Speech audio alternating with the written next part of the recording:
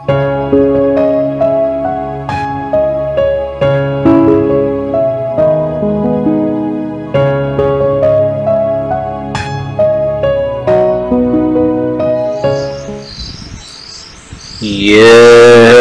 जगत सारा क्षणिक है और आत्मा एक नित्य है।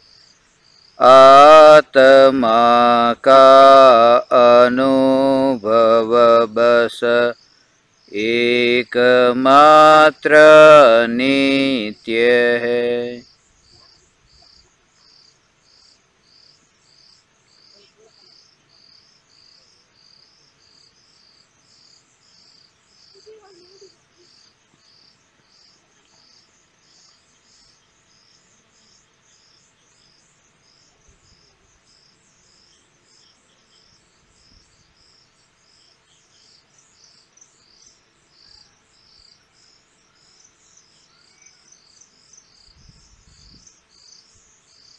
चैतन्य स्वभावी भगवान आत्मा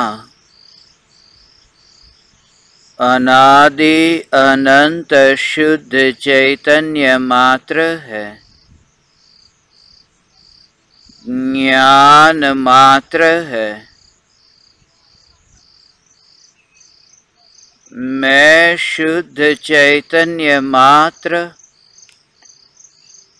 ज्ञान मात्र भगवान आत्मा हूँ। त्रिकाल शुद्ध चैतन्य परमात्मा हूँ। अनंत गुणाधिपति एक ज्ञायक देव हूँ। अगणित ज्ञेयों के प्रतिबिंबों से अप्रभावित ज्ञान पर्यायों में एक समय के लिए भी नहीं मिलने वाला, एक समय के लिए भी नहीं सिकुड़ने वाला त्रिकाल ध्रुव चैतन्य सत्ता मात्र भगवान आत्मा हूँ।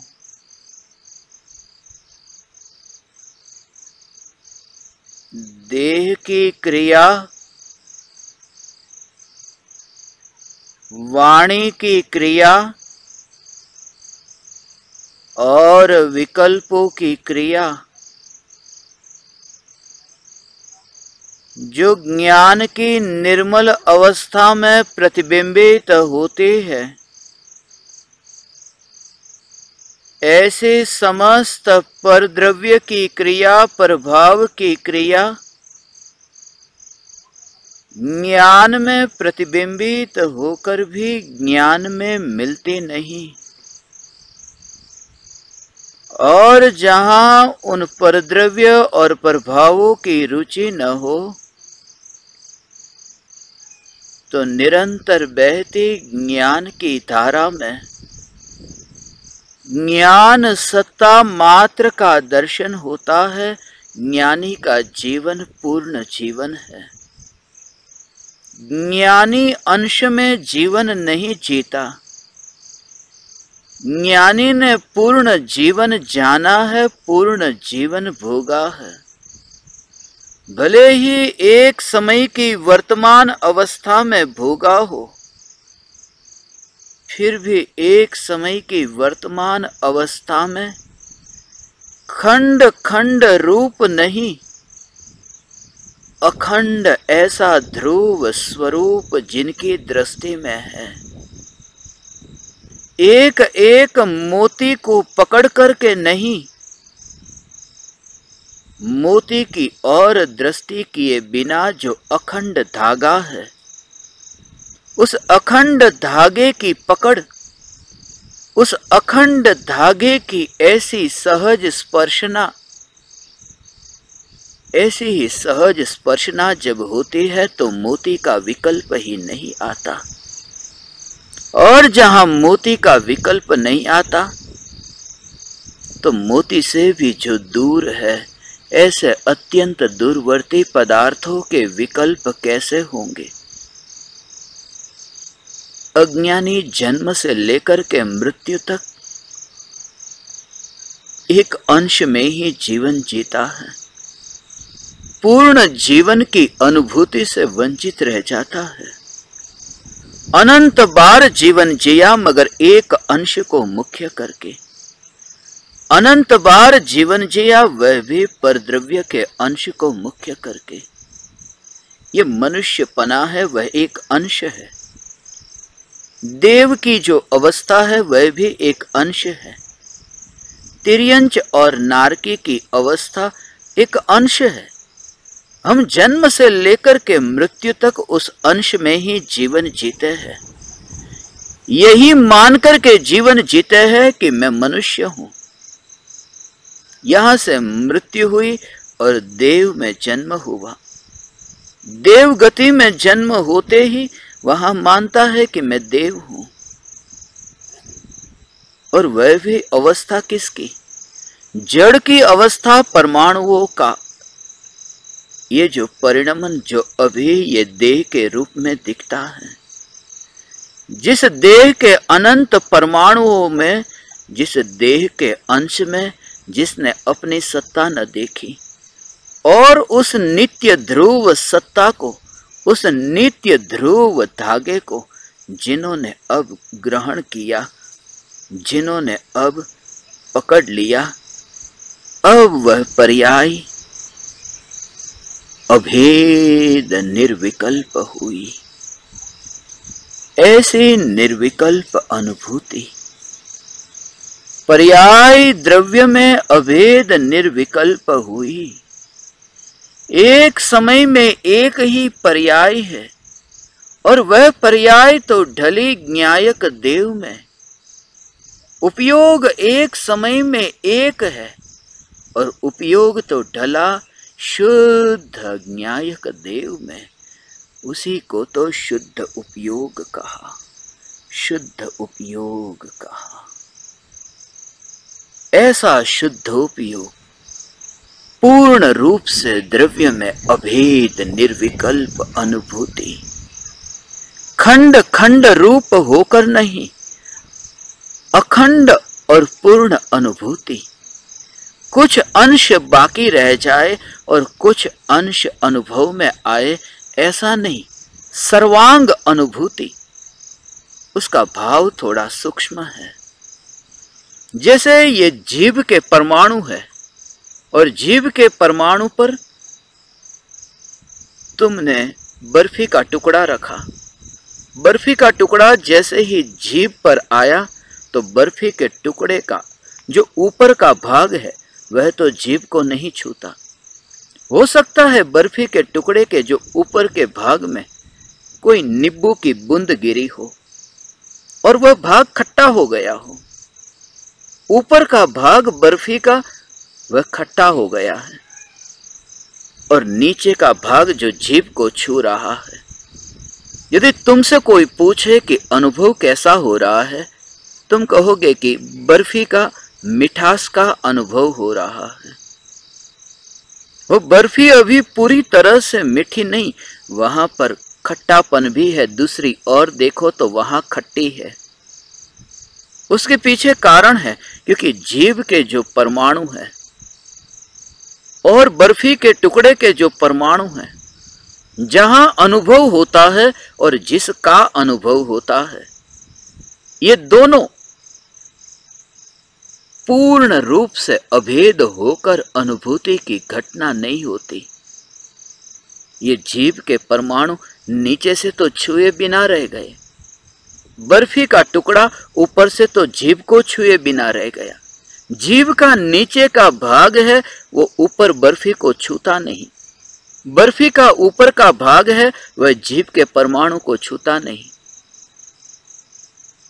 मगर यहां एक ऐसा अपूर्व अनुभव होता है क्योंकि जिस पर्याय में द्रव्य प्रतिबिंबित होता है, जिस पर्याय में ज्ञायक देव का दर्शन होता है, वह पर्याय और द्रव्य के बीच में ऐसी दूरी नहीं है जैसी जीभ और रसगुल्ले के बीच में। एक समय की निर्विकल्प अनुभूति के काल में सर्वांग प्रदेशों पर जो त्रिकाल ध्रुव ज्ञायक झलकता है, ये त्रिकाल ध्रुव ज्ञायक झलकता है। सर्वांग, सर्वांग, उसके पीछे भी कुछ महत्वपूर्ण बातें चैतन्य तत्व की अभेद निर्विकल्प अनुभूति के लिए समझे। बर्फी का जो टुकड़ा है वह नीचे का भाग है वह तो मीठा है, और ऊपर का जो भाग है वह खट्टा है। वो हो सकता है, उसका कारण यह है क्योंकि बर्फी का टुकड़ा जिसे हम कहते हैं वह एक अखंड वस्तु नहीं है, वह अनंत परमाणुओं का पिंड है, वह अनंत का पिंड है, वह अनंत का मिलन है। इसलिए हो सकता है कि नीचे के परमाणु कुछ अलग और ऊपर के परमाणु कुछ अलग, क्योंकि वहां पिंड है। अलग अलग परमाणु थे, मिलकर के अभी बर्फी का टुकड़ा बना है। वह जो बर्फी का टुकड़ा जिनमें अनंत परमाणु है, इसलिए पहले अलग अलग थे, अभी यहां मिले, फिर बैर बिखेर होंगे। ऊपर का भाग कहीं और जाएगा, नीचे का भाग कहीं और जाएगा। ये परमाणु बैर बिखेर होंगे। वहां जिसकी स्पर्शना हुई है वे बर्फी के टुकड़े के परमाणु वे बैर बिखेर होंगे, क्योंकि अनंत परमाणुओं का मिलन है। अलग अलग थे और मिले हैं और फिर बिछुड़ने वाले हैं। मगर जिस ज्ञायक देव ध्रुव चैतन्य परमात्मा स्वरूप की जब स्पर्शना होती है, उसमें अंश नहीं होता, उसमें खंड खंड अनुभूति नहीं होती। यहां तो अखंड एक सत्ता मात्र भगवान आत्मा भले ही असंख्य प्रदेशों पर है, मगर वह एक का ही विस्तार है। भले ही बर्फी का टुकड़ा नीचे से लेकर ऊपर तक फैला है, मगर एक का विस्तार नहीं है, अनंत का मिलन है। ये ध्रुव चैतन्य परमात्मा जिसे तुम देखो कि सिर से लेकर पांव तक जिस परमात्मा का विस्तार है, ये जो शरीर के प्रमाण जो परमात्मा का विस्तार है, मगर वह एक है। इसलिए उसमें कुछ अंशों की स्पर्शना हो और कुछ अंशों की स्पर्शना न हो, ऐसा नहीं हो सकता। क्योंकि जिस समय अनुभूति होती है तब वहां तो प्रदेशों के भेद का विकल्प ही नहीं होता। यहाँ के प्रदेश और वहां के प्रदेश, वह अनुभूति का स्वरूप ऐसा ही है। जीभ पर जब तुम्हें वह बर्फी का टुकड़ा आया, उस समय तुम्हें यह विकल्प हुआ कि इतने परमाणुओं को जीभ ने छुआ है। उस समय भले ही तुमने परमाणुओं को छुआ हो, मगर परमाणु का विकल्प नहीं आता। उस समय तुम्हें अनुभव होता है कि मीठा, ये चैतन्य सत्ता मात्र भगवान आत्मा पर्याय में जब अनुभव में आता है, तब अभेद पूर्ण अनुभव में आता है। जहां जहां पर्याय वहां वहां द्रव्य। यहां जीभ है, यहां बर्फी नहीं। यहां बर्फी है, यहां जीभ नहीं। प्रदेश ही अलग अलग है, मगर प्रमाण का विषय जो परमात्मा है, शुद्धात्मा है, उस प्रमाण के विषय शुद्धात्मा में तो जहां द्रव्य है वहीं पर्याय है। उसी प्रदेश पर द्रव्य, उसी प्रदेश पर पर्याय। इसलिए एक भी प्रदेश प्यासा नहीं रहता, एक भी प्रदेश में अधूरापन नहीं रहता। असंख्य प्रदेशों में फैली ये पर्याय, असंख्य प्रदेशों में फैला ये द्रव्य। जब पर्याय में द्रव्य प्रतिबिंबित होता है, पूर्ण द्रव्य पूर्ण पर्याय में प्रतिबिंबित होता है, अभेद होता है, उस समय निर्विकल्प होता है। वह ज्ञानी निर्विकल्प होता है। पर्याय द्रव्य से अभेद होती है। एक समय में एक, दूसरे का विकल्प ही नहीं। यहां तो ऐसा हो सकता है कि जीभ पर रसगुल्ला है, और तुमने कल खाई थी वो बर्फी तुम्हें याद आती है। अभी जीभ पर रसगुल्ला है और तुम्हें कल खाया हुआ लड्डू अभी विकल्पों में चलता है। मगर निर्विकल्प अनुभूति के काल में तो गैर हाजिर होना है। वहां तो पहले से ही अंतिम क्रिया हो चुकी है। अंतिम क्रिया में वह उपस्थित रह चुका है। ये देह के परमाणुओं को छोड़ने से पहले ही जिसने ढेर में देख लिया,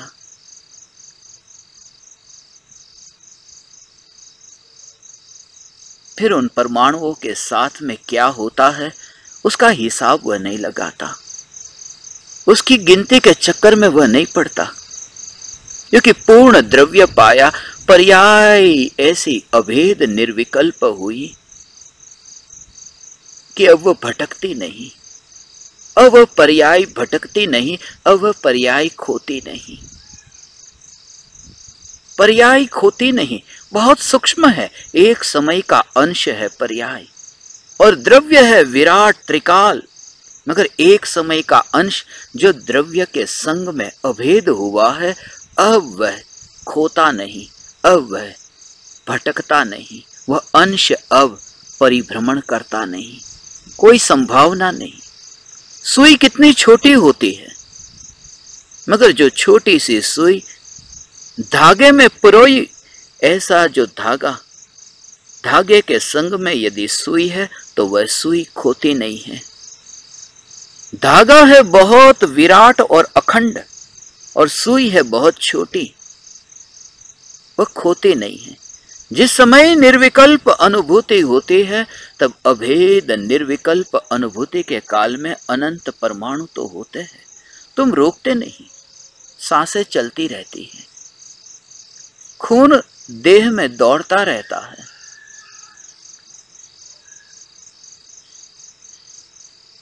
शरीर प्रति समय मृत्यु की ओर गति करता रहता है, मगर जब तुम वहां गैर हाजिर हो, हे ज्ञान दीपक, जब तुम उन परमाणुओं से गैर हाजिर हो, जब तुमने अपनी ध्रुवता को बिल्कुल चिपकी हुई ग्रहण की हुई ऐसा देखा ही नहीं इन परमाणुओं से, फिर उन परमाणुओं के संग में क्या होता है उसका हिसाब तुम लगाते हो।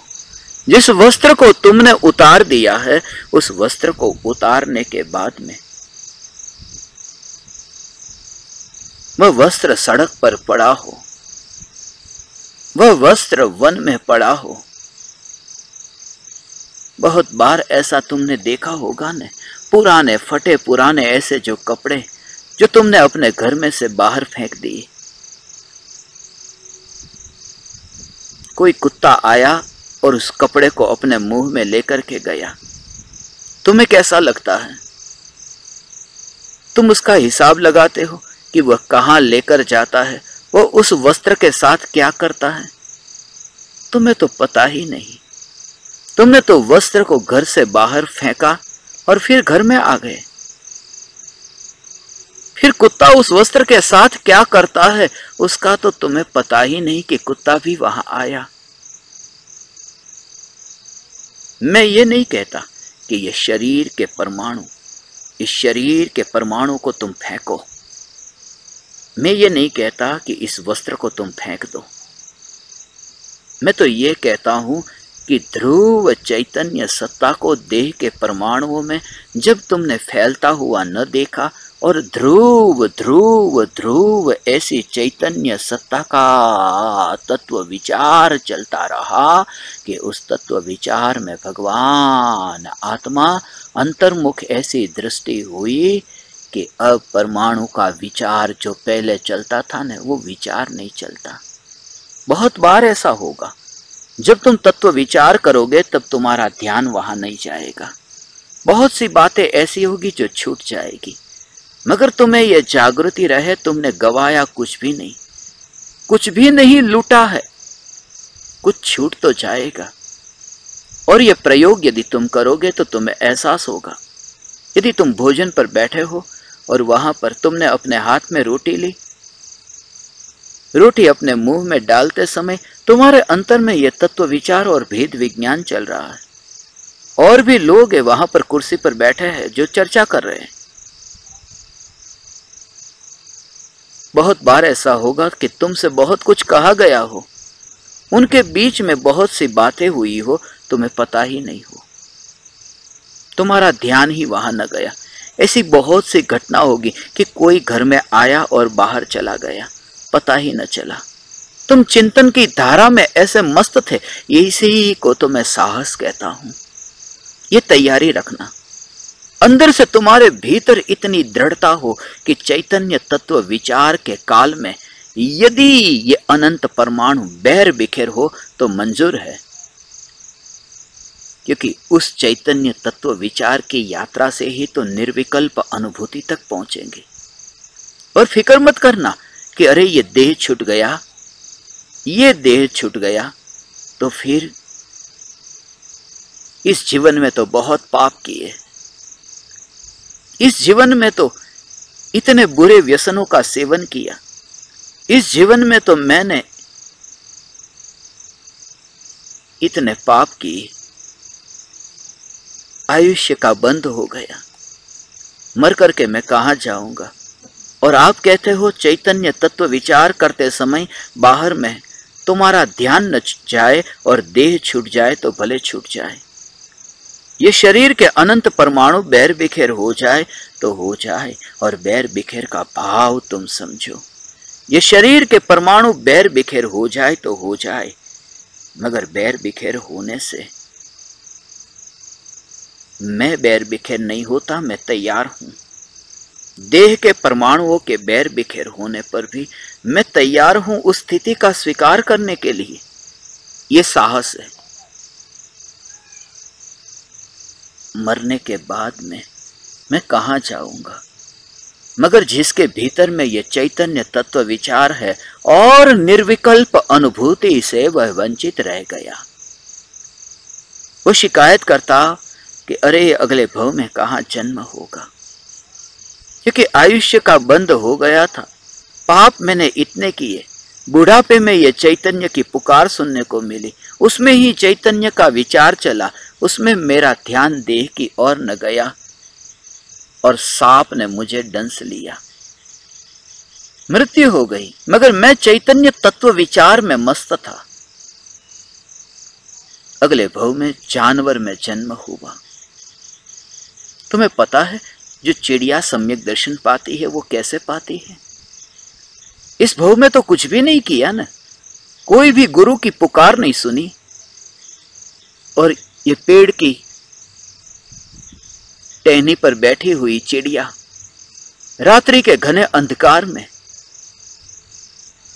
जहां न कोई गुरु है न कोई देव है, गुरुदेव नहीं, मगर पूर्व भव में जो चैतन्य तत्व विचार हुआ था, उस चैतन्य तत्व विचार, देह तो छूट गया, मस्ती में था, अनुभूति नहीं थी, चैतन्य तत्व विचार था। इस चैतन्य तत्व विचार की भी मस्ती हो और देह छूट जाए तो मंजूर है। नए देह की फिक्र मत करना, चिड़िया का देह तैयार है।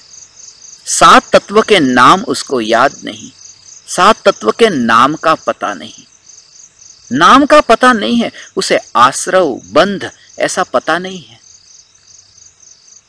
चिड़िया क्या जाने? एक अमेरिकन को पूछो आश्रव क्या है, बंध क्या है। अंग्रेजी भाषा के जानकार को पूछो, अंग्रेजी भाषा तो दूर, हमारे यहाँ के भारत के हिंदी जानने वाले को पूछो आश्रव क्या, बंध क्या है, कुछ भी नहीं जानते। तो चिड़िया की बात तो कितनी दूर कि वह 7 तत्व के नाम को जाने। मगर चिड़िया में भी यह भेद विज्ञान होता है। समझ है कि जो भी विकल्प चिड़िया को उत्पन्न हुए, अनाज का दाना चुगने का विकल्प यदि चिड़िया को उत्पन्न होता है तो वो विकल्प के काल में चिड़िया इतना ही सिर्फ विचार करती है कि ये भाव रुचि करने योग्य नहीं। उस भाव को वह अनासक्त भाव से जानती देखती है। बस उसी को तो कहते हैं कि आश्रव है ही है, भावों की जो उत्पत्ति हुई, राग द्वेष के भावों की उत्पत्ति, वही तो आश्रव है। और उस आश्रव में रुचि न ली, बस उसमें वह यही बुद्धि है कि इसमें सुख मानने योग्य नहीं। यह जागृति। हे ज्ञान दीपक, तुमने यदि शास्त्र को नहीं पढ़ा और शब्दों को तुमने अपने दिमाग में नहीं भरा है, तो भी तुम निराश मत होना। मेरा जोर है चैतन्य तत्व विचार में। तुम इतने मस्त हो जाओ, बाहर में बहुत कुछ छूट जाएगा। दुकान पर बैठे हो, चैतन्य तत्व विचार चलता है और ग्राहक की ओर तुम्हारा ध्यान न गया। पास में ही दुकान है, तुम्हारे जैसी ही दुकान, उसने ग्राहक को बुलाया, मान सम्मान दिया, तुम्हारा ध्यान न गया, मंजूर है। इसलिए मैं अगले देह का भी विचार नहीं करता कि अगला देह मुझे कहां मिलेगा, कौन सा मिलेगा। इस देह के योग में रह करके यदि मैं अपनी चैतन्य की मस्ती में मस्त न हुआ, तो अगले देह में भी नहीं होऊंगा। क्योंकि इस देह में रह करके ही परिणति इतनी निर्मल हो जाए कि फिर कोई अगला देह हो, अगला देह मिल भी जाए, मगर वह फिर लंबे काल के लिए नहीं। फिर वो मिलने के लिए है, मगर वो लंबे काल के लिए नहीं। श्रेणिक राजा को देखते हो, सम्यक दर्शन पाया, अगला देह भी मिल गया, नरक का भव मिला, मगर वो नरक का भव मिलने के लिए थोड़ी मिला है। तीर्थंकर होकर के मोक्ष में जाने से पहले वो बीच में एक विराम स्थान आता है। इसलिए तुम आगामी देह की फिक्र न करना, और वो आगामी देह की फिक्र वही नहीं करेगा जो इस देह की फिक्र नहीं करता। देह से मेरा जीवन नहीं।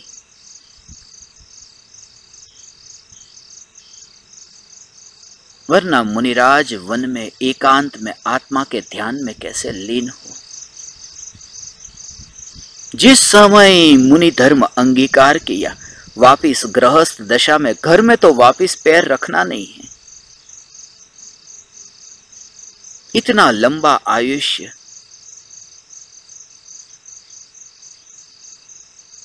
96 वर्षों का आयुष्य मैंने पढ़ा है। आचार्य कुंद देव 96 बरस 10 महीने और 15 दिन। तुम जरा विचार करो, 11 वर्ष की उम्र में जो दीक्षा ले, और इतना लंबा आयुष्य, और वन विहारी एक बार भी जंगल में किसी सांप ने डंसा नहीं, एक बार भी बिच्छू ने काटा नहीं, इतना लंबा आयुष्य। मगर 11 वर्ष का बच्चा वही ये विचार करने जंगल थोड़ी गया है कि ये शरीर बचा लूं। वहां तो मस्ती है। उस मस्ती में जब तुम मस्त होते हो, तब दुनिया तुम्हें मूर्ख कहती है, दुनिया तुम्हें तर्क और वितर्क से समझाती है। मगर जो निकल गया वह निकल गया। वह तो वन की मस्ती में खुले आकाश के नीचे, आकाश को ये राख की दीवार का कफन देखता है। आकाश में जो बादल है, सफेद रंग दिखता है आकाश में ऊपर। आकाश में जो मुझे ऊपर सफेद रंग दिखता है, ये देह के ऊपर ये सफेद वस्त्र। रात्रि में खुले आकाश के नीचे मुझे यही विचार आता है, नग्न दिगंबर मुनि, ये आकाश का कफन है देह के ऊपर, यही उनकी चदर है। कफन इसलिए कहता हूं क्योंकि कफन मुर्दे के लिए होता है, और ये देह के परमाणुओं को मैंने जीवन देखा ही नहीं। इस देह के परमाणुओं को मैंने जीवंत देखा नहीं। न ये मेरा जीवन है, न ये परमाणु जीवंत है।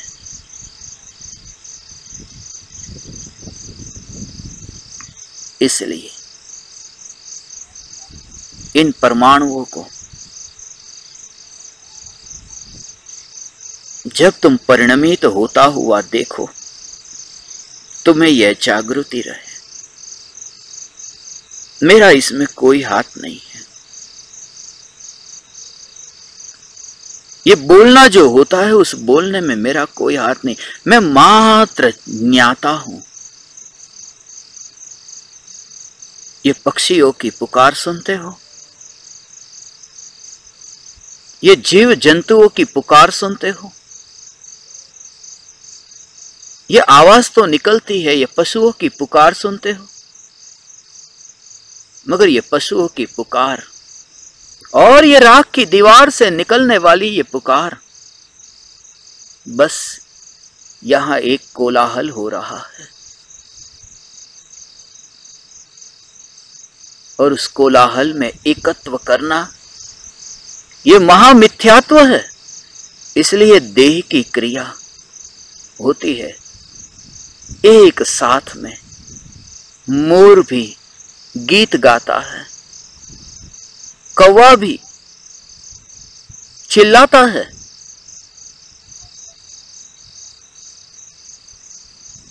ये कीड़े मकोड़े भी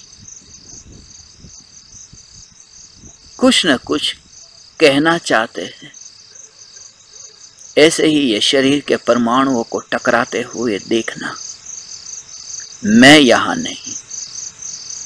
वाणी रुक जाएगी, मगर वाणी रुक जाने से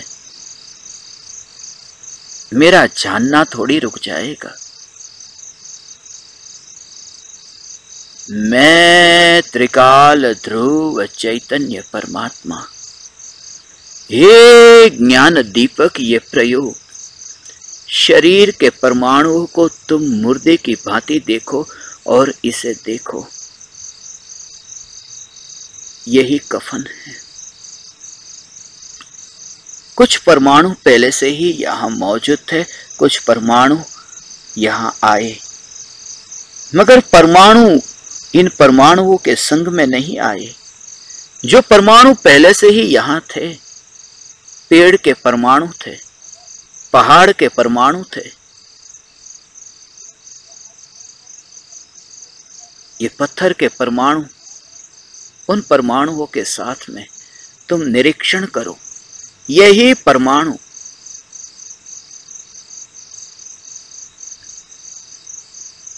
जो गोरे से काला होता है, जो कोमल से कठोर होता है, जो सुगंधमयी से दुर्गंधमयी होता है,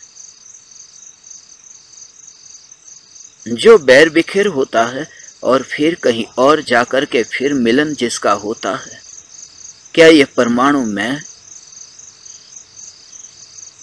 क्या ये परमाणु को पता है मैं परमाणु?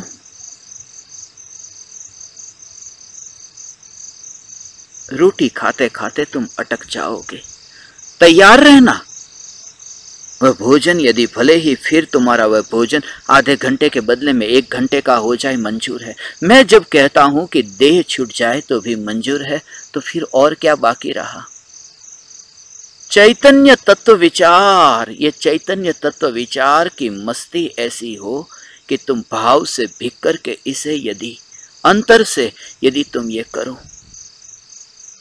तो फिर तुम्हें एहसास होगा, तुम्हें ये एहसास होगा ये क्रिया हुई, ये क्रिया हुई, क्रिया का विकल्प हुआ, मगर ये क्रिया और क्रिया का विकल्प, उसमें मेरा कुछ भी कर्तृत्व तो है ही नहीं, और कर्तृत्व मेरा है ही नहीं। उसमें तुम्हें वो अखंड धागा दिखाई देगा, अखंड ध्रुवता दिखाई देगी। जब भी तुम्हारा ऐसा भेद विज्ञान हो, तब अखंड धागे को दृष्टि में रखना भगवान, अखंड धागे को दृष्टि में रखना, अखंड द्रव्य को दृष्टि में रखना, जिसका उसमें कर्तृत्व नहीं।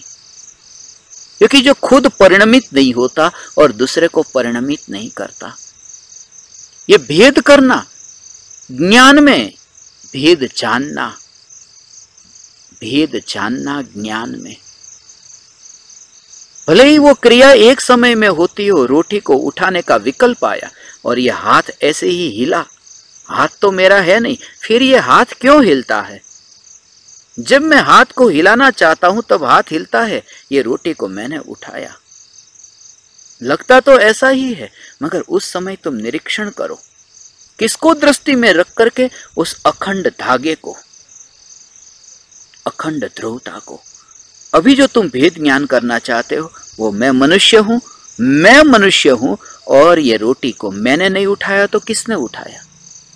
मगर यदि तुम्हारे भीतर ये तत्व विचार हो कि अनादि अनंत ऐसी जो अखंड ये ध्रुव सत्ता, ये अखंड ध्रुव सत्ता, वो ओ हो ये अखंड ध्रुव सत्ता मैं, यह मैं, ऐसा अंतर में तुम्हें ऐसा अभेद एकत्व हो, और फिर तुम उस अभेद ध्रुव सत्ता में एकत्व पूर्वक ये कैसे मानो कि ये रोटी मैंने उठाई, क्योंकि ध्रुव ने उठाई तो मैं मानूं कि मैंने उठाई। रोटी उठाने का विकल्प तो आया नहीं, मगर वो विकल्प यदि ध्रुव ने किया तो मैंने किया। ध्रुव ध्रुव और ध्रुव ध्रुव ध्रुव, उसमें ही एकत्व, और उसी को दृष्टि में रख करके, ध्रुव को दृष्टि में रख करके, ऐसा है भगवान, क्योंकि सत्ता ऐसी देखे ना उस ध्रुव सत्ता में, हो ऐसा हो उस ध्रुव सत्ता में, क्योंकि महिमा जानी तुमने ध्रुव की तुमने महिमा जानी। शरीर पर वस्त्र पहने हो, कैसे भी वस्त्र तुमने पहने हो, पुरुष हो या स्त्री हो, वस्त्र पहने हो, मगर यदि तुम्हारा शरीर वहां जलता हो आग से, कभी ऐसा हो जाए कि आग लगी हो और आग में ये शरीर, ये वस्त्र जलता है, ये वस्त्र जलता है, और उस समय वस्त्र को उतारने के लिए, तुम आग को बुझाने के लिए अब क्या करो कि जो भी होगा, कहां पानी लेने जाओगे, कहां उपाय करोगे कि ये आग को बुझाओ। मैंने ऐसे लोगों को देखा कि आग लगी हो और वस्त्र जलते हो, वस्त्र को उतार करके भागते हैं। क्यों? क्योंकि शरीर न जल जाए। अभी तो वस्त्र जल रहा है, शरीर न जल जाए। मैं ये कहता हूं शरीर में एकत्व ऐसा कि मैं शरीर हूं, ये शरीर तो टिके, इसके बिना मेरा जीवन हो सकता है। वस्त्र जल जाए, वस्त्र उतर जाए, चलेगा, क्योंकि जब मैं वस्त्र को उतार करके दूर जाऊंगा तब वस्त्र तो आग से आधा जल गया था, पूरा जल जाएगा, मगर उस वस्त्र को बचाने का भाव नहीं आता। क्यों नहीं आता? क्योंकि मैं तो जा रहा हूं दूर, और मैं तो टिका हूं ना। वस्त्र आधा जल गया है, पूरा भी जल जाए तो फिक्र नहीं, क्योंकि मैं तो टिकूंगा ना। वो देह में जैसे एकत्व है, बस ऐसे ही ज्ञानी का ध्रुव में एकत्व है।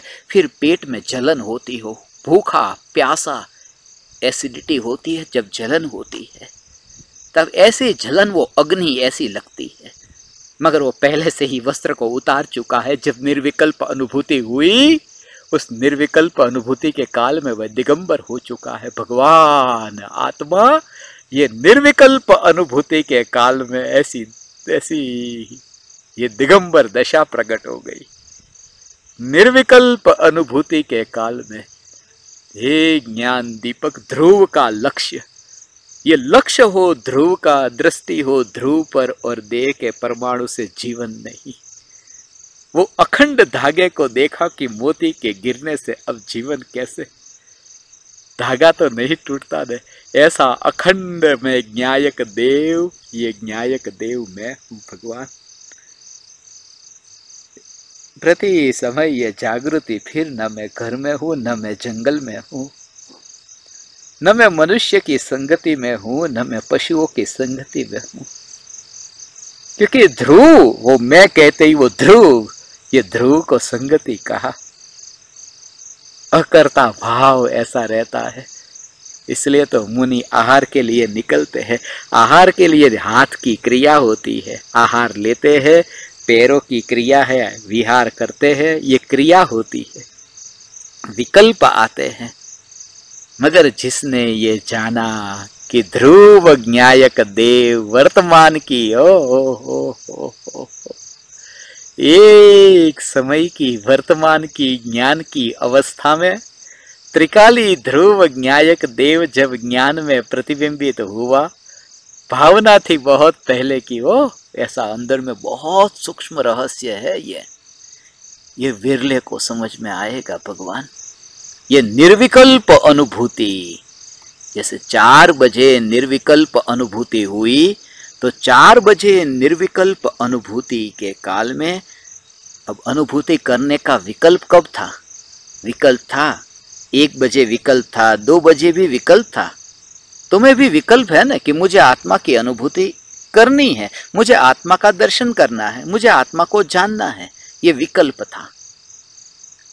4 बजे से पहले विकल्प था और 4 बजे भगवान आत्मा ज्ञान में जानने में आया। जब 4 बजे भगवान आत्मा ज्ञान की अवस्था में जानने में आया, उस समय निर्विकल्प अनुभूति है और ज्ञान में भगवान आत्मा को जानूं ऐसा विकल्प नहीं है। ज्ञान की पर्याय में मैं भगवान आत्मा को जानूं ऐसा विकल्प नहीं है। ज्ञान की पर्याय जिसमें भगवान आत्मा सहज प्रतिबिंबित हुआ, तो क्या हुआ कि उस ज्ञान की पर्याय को 3 बजे क्यों नहीं लाया?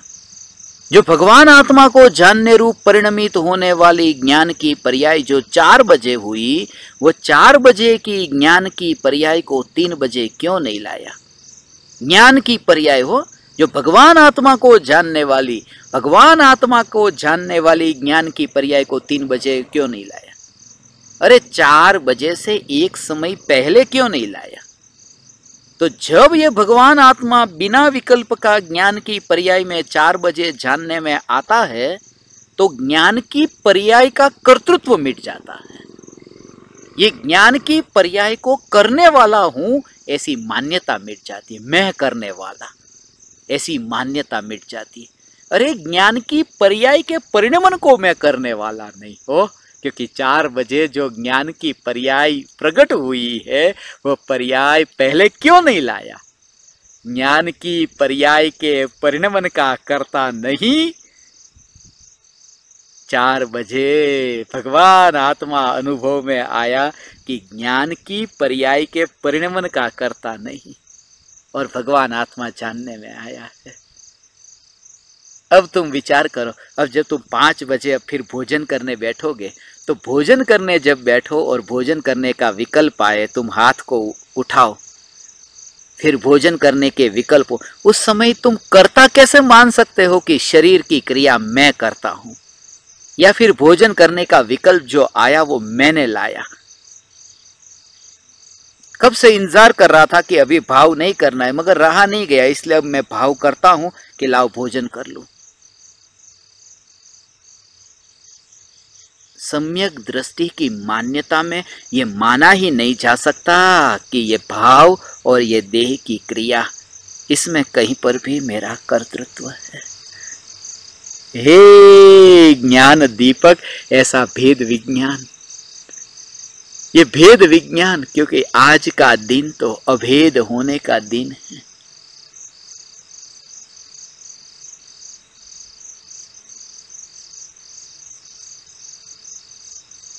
पर्याय द्रव्य से अभेद होती है। पर्याय जब द्रव्य से अभेद होती है, तब निर्विकल्प अनुभूति में जो आनंद प्रकट हुआ, जो आनंद जानने में आया, निर्विकल्प अनुभूति के काल में जो प्रकट हुआ आनंद ज्ञान में जानने में आया, उसमें भी जिसका कर्तृत्व नहीं। क्योंकि ध्रुव का स्वरूप कैसा है कि ध्रुव का स्वरूप है कि जो स्वयं परिणमित नहीं होता और जो परिणमित होती पर्याय है, उसको परिणमित करने नहीं चाहता, उसको कहते ध्रुव। ध्रुव का स्वरूप है कि जो स्वयं परिणमित नहीं होता और परिणमित होती जो पर्याय है, उसको परिणमित करने नहीं चाहता।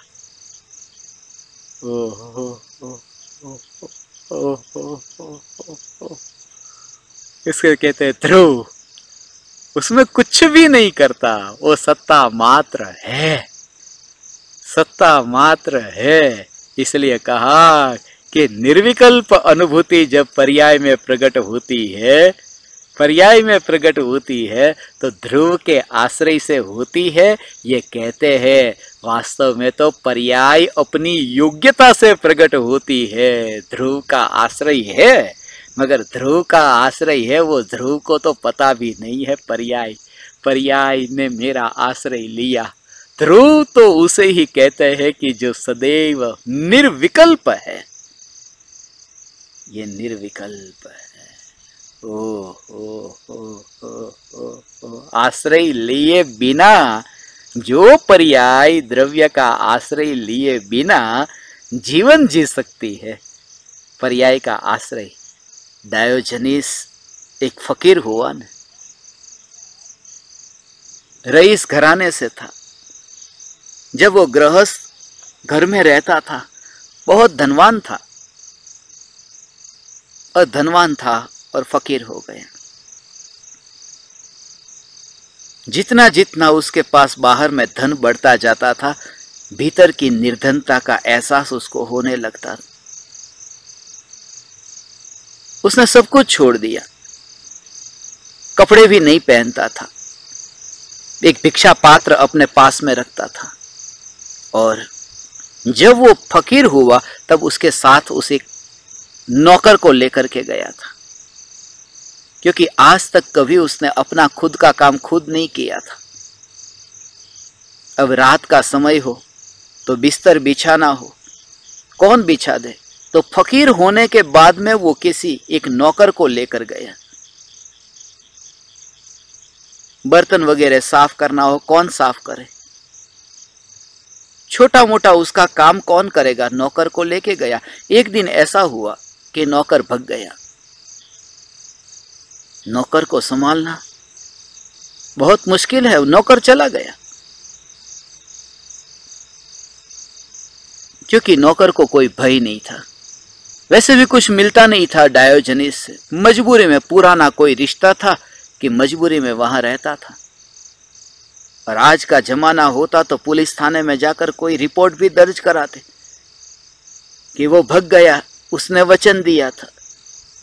डायोजनीस तो फकीर, नौकर चला गया तो चला गया।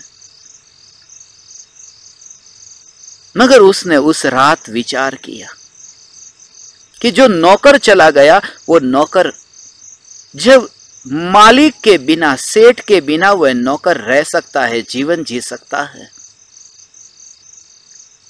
तो यह सेठ उस नौकर के बिना जीवन क्यों नहीं जी सकता?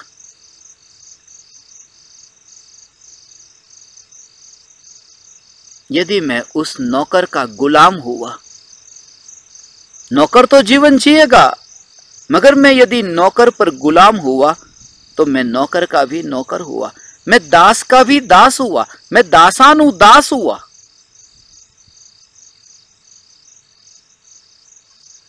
उस दिन से उसने नौकर की ओर देखना ही बंद कर दिया। यह कहानी मैंने पढ़ी थी और तभी से मुझे यही विचार चला था। बहुत बरसों पहले यह कहानी मैंने पढ़ी थी और तब से यह विचार चलता था, यही विचार कि नौकर मालिक के बिना यदि जीवन जी सकता है तो मैं तो मालिक हूं, मैं मालिक हूं, तो नौकर की ओर मैं दृष्टि क्यों करता हूं? अनंत काल बीता ने और अनंत काल में ये त्रिकाली ध्रुव भगवान आत्मा, और ये एक पर्याय, ये दूसरी पर्याय, तीसरी पर्याय, चौथी पर्याय, ये एक एक पर्याय, और काल बीता है अनंत, अनंत काल बीता। अनंत काल बीतने पर भी एक भी पर्याय ने त्रिकाली ध्रुव का आश्रय लिया? एक भी पर्याय ने त्रिकाली ध्रुव का आश्रय नहीं लिया। पर्याय आती है और जाती है, जो द्रव्य का आश्रय नहीं लेती। फिर भी वो अपने आप जी करके गई, तो फिर मैं ये क्यों मानता हूं मैं तो द्रव्य हूं? मैं ये क्यों मानता हूं कि पर्याय के बिना मेरा जीवन कैसे चलेगा? इसलिए ज्ञानी ये मानते हैं कि पर्याय की मुझे जरूरत ही नहीं, पर्याय की मुझे जरूरत नहीं है, मैं ध्रुव हूं। और ऐसा मानने से वो पर्याय का अपमान नहीं हो गया, ऐसा मानने से ही पर्याय में वह निर्विकल्प अनुभूति की तैयारी होती है। जोर ध्रुव पर ही हो, थोड़ी भी तुम्हारी पर्याय में सुख बुद्धि की गंध आएगी, वह द्रव्य तुम्हारे निकट न आएगा, वह पर्याय में अनुभव में न आएगा। दुर्गंध वालों के पास में ये द्रव्य नहीं जाता। जिसकी पर्याय में ये पर्याय बुद्धि, पर्याय में सुख बुद्धि, पर्याय में उपादेय बुद्धि है, वहां द्रव्य का दर्शन नहीं होता। द्रव्य तो उस पर्याय में जानने में आता है जो पर्याय अभेद हुई, जो पर्याय पूर्ण रूप से द्रव्य से ऐसे आलिंगन करे कि मैं द्रव्य, बस मैं पर्याय, ऐसा नहीं, मैं द्रव्य। वह निर्विकल्प होना है। पर्याय को पर्याय का विकल्प नहीं,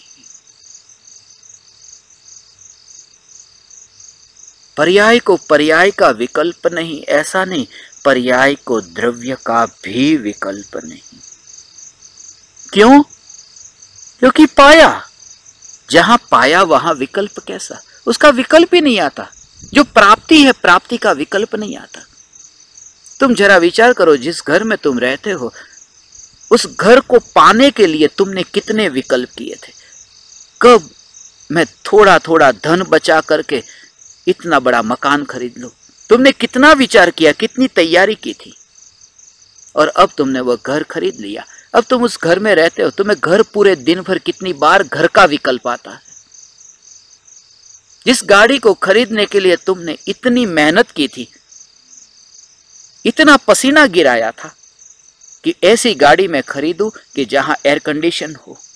अक्सर ऐसा होता है, पसीना गिरा करके एयर कंडीशन में बैठने की इच्छा होती है, और जब वहां गाड़ी में तुम बैठते हो, रोज रोज तुम यात्रा करते हो, फिर तुम्हें गाड़ी का विकल्प नहीं आता कि अरे ये आलीशान गाड़ी।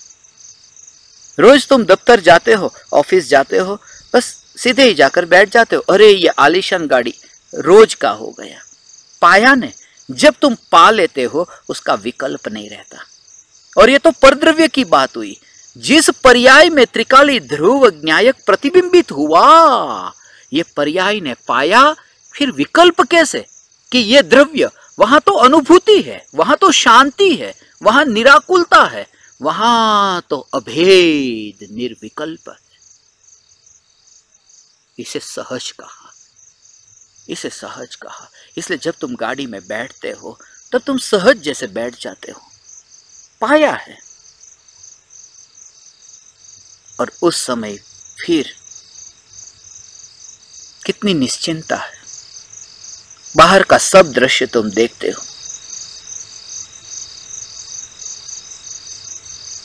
मिट्टी का तेल, केरोसिन डाल करके गाड़ी चलाने वाले लोग, इतना धुआं होता है। मगर जब तुम गाड़ी में बैठे हो, गाड़ी का विकल्प नहीं है, और गाड़ी में बैठे हो, और उस समय यदि तुम्हें विकल्प आए कि अरे बाहर धुआं देखो, लोग कैसी गाड़ी चलाते, केरोसिन डाल करके गाड़ी चलाते, मगर तुम कैसे निश्चिंत हो कि धुआं बाहर है, मैं एयर कंडीशन गाड़ी में बैठा हूं, मैं सुरक्षित हूं। बस ऐसे ही जब तुमने न्यायक देव को पाया, जब तुमने चैतन्य परमात्मा को पाया, उस समय फिर तुम्हें रागादि विकल्पों का धुआं जानने में भी आए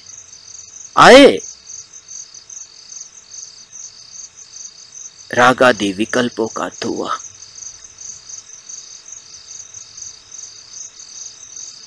मगर बाहर फिर तुम्हें वहां कोई भी विकल्प, सुनने के विकल्प, बोलने के विकल्प, चलने के विकल्प, ये विकल्प हो।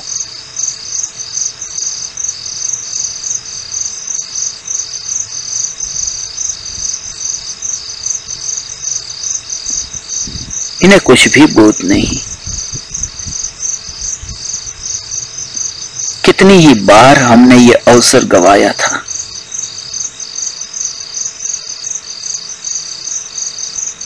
ये कीड़े मकोड़े कुछ भी नहीं जानते कि मैं कौन,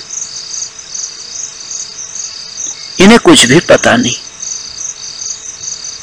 और ऐसे ही इतने चक्कर काट करके ये अवसर हमें प्राप्त हुआ, अभेद निर्विकल्प होने का अवसर प्राप्त हुआ। हे ज्ञान दीपक चैतन्य तत्व विचार की मस्ती, ये मस्ती मुझे बार बार स्मरण में आती। आज का दिन ये खास अभेद होने का दिन कहता हूं मैं। हर साल आज के दिन को मैं 630 का दिन कहता हूं। छठा महीना 30वीं तारीख, 30 तारीख है, 30 तारीख 630। वो घड़ी के कांटे मुझे स्मरण में आते हैं। अभेद, दोनों कांटे जैसे अभेद हुए, ऐसे ही पर्यायी द्रव्य से अभेद हो। कैसा सहज संजोग है, अभेद का दिन भी 6 महीने पूर्ण होते हैं तब आता है। हे जीव, तू कैसे भी करके मर करके भी तत्व का कौतूहली बन और अभ्यास कर। 6 महीने तक तू ये अभ्यास कर। समय सार के ये दोनों कलश 23, 34, 6 महीने तू अभ्यास कर। यदि जनवरी की 1 तारीख को शुरू किया होता तो आज 6 महीने पूरे होने से पहले तुम अभेद हो चुके होते। आज तो ये ड्यू डेट थी अभेद होने की, इसलिए तो आज का दिन अभेद का दिन कहता हूं। और पूरी साल में आज रात को 12 बजे ये मध्यस्थ होने के लिए मैं यहां क्यों आता, यही विचार चला। मैं आनंद में, मैं मस्ती में, मध्यस्थ, प्रकृति में मध्यस्थ का दिन है आज का दिन।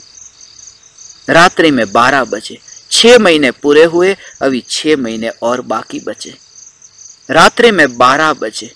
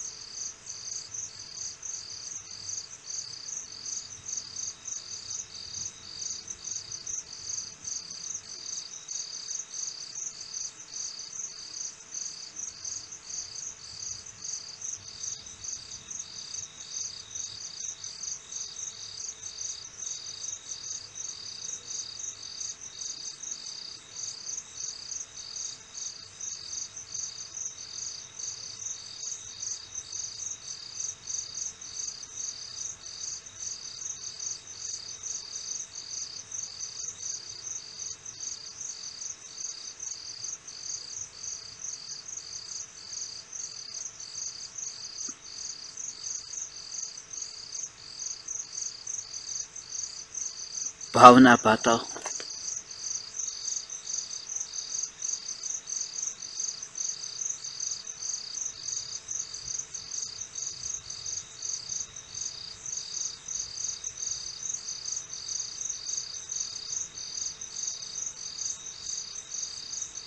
कल से नया महीना शुरू हो रहा है। एक बार यह भी विचार आ चुका कि रात्रि में 12 बजे मैं तुम्हें बुलाऊं।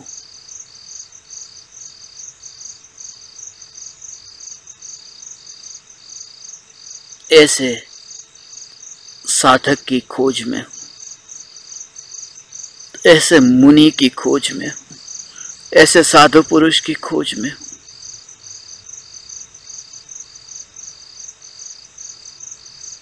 सदैव जागृत, मध्य रात्रि में भी जो मध्यस्थ, दिन में भी मध्यस्थ, रात में भी मध्यस्थ। साल का कोई भी दिन हो जो सदैव मध्यस्थ। ऐसे मुनि, ऐसे ज्ञानी।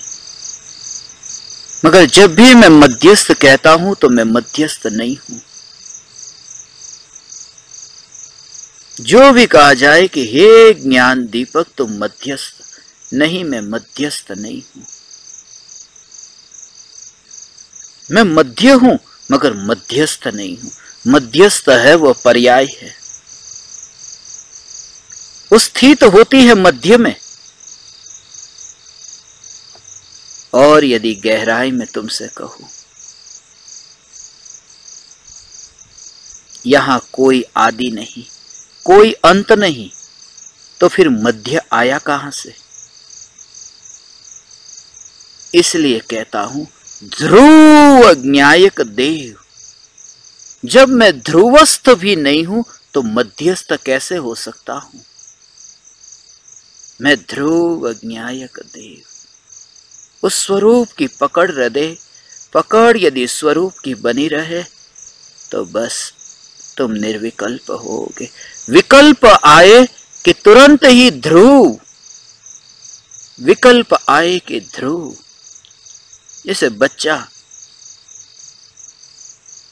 कोई भी भयभीत हो, अरे सांप आएगा तो बच्चा, कुत्ता भी भौंकता है कि बच्चा दौड़ता हुआ मां के पास जाता है। कितनी श्रद्धा है कि बच्चा मां के पास दौड़कर जाता है। मैं तुमसे ये कहता हूं, जो भी विकल्प उत्पन्न हो, उन विकल्पों की उत्पत्ति होते ही तुम्हें जैसे ही ज्ञान हो, तुम्हारा ज्ञान मुड़ जाए ध्रुव की ओर। उस समय तुम्हें पता नहीं चलेगा कि फिर उन विकल्पों का क्या हुआ। वे विकल्प मंद हुए या विकल्प तीव्र हुए, तुम्हें पता भी न चलेगा, मगर तुम्हारा जोर अब ध्रुव पर आया। और उस ध्रुव में तुमने जो शांति और आनंद को भोगा है, उस समय अब फिर विकल्प मंद तीव्र है नहीं है, उसमें अरुचि रहती है। अरुचि अर्थात उसको जानने तक का भी रस नहीं रहता।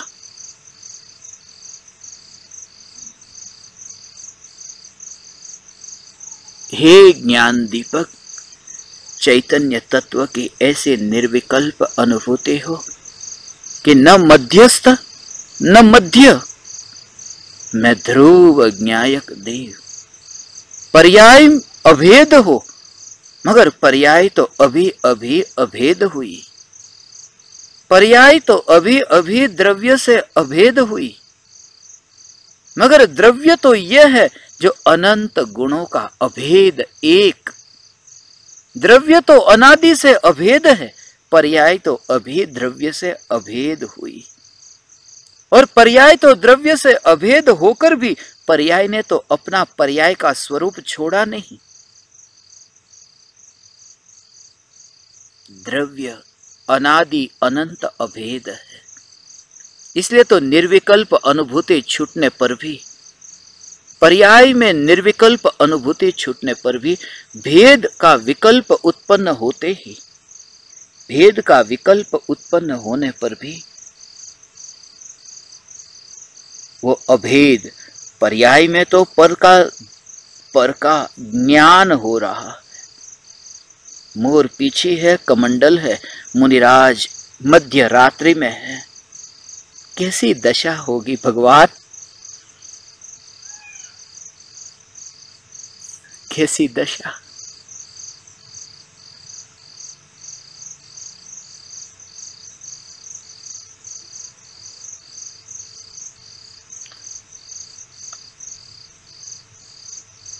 आनंद आनंद आनंद आनंदमय वह मुनि धर्म होगा।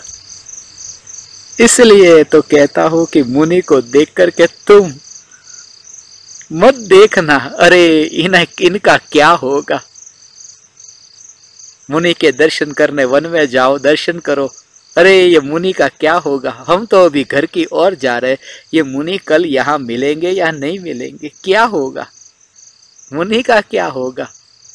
अरे मुनि का तो मोक्ष होगा, ये निश्चित है। तेरा क्या होगा तो तेरा सोच, मुनि का मत सोच। मुनि का तो मुनि ने सोच लिया, तभी तो वे मुनि हुए। एक समय के लिए भी तुम निराश मत होना। मैं आनंद में हूं, मैं वन में हूं, मैं गुफा में हूं, मैं जहां हूं वहां आनंद में हूं। मैं आनंद को भोगता हूं, मैं आनंद को भोगता हूं। मेला होता है, मेले में बहुत भीड़ होती है, इसलिए तो यही विकल्प आता है। किन किन की आवाज पता ही नहीं चलता। ऐसे ही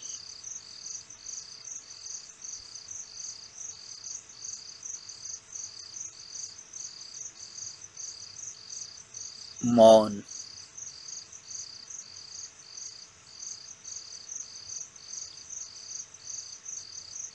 निर्विकल्प मौन। मध्य रात्रि में तो मैं तुमसे मिलूं या न मिलूं, मगर कल से नया महीना शुरू हो रहा है। सूरज की किरण निकले,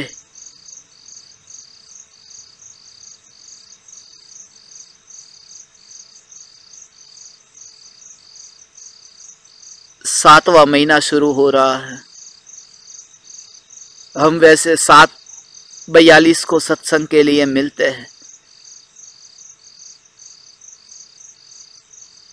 कल सुबह की शुरुआत में भावना भाता हूं, पहला सत्संग कल सुबह हो 7:42 पर।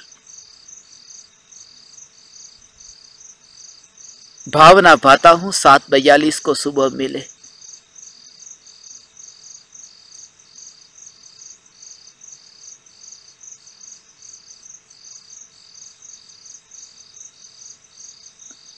पर्यायी द्रव्य के संग अभेद होती है।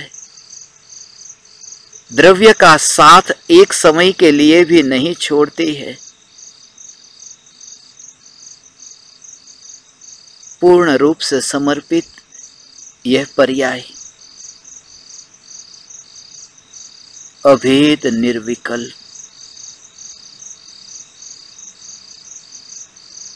अभेद निर्विकल्प, अभेद निर्विकल्प।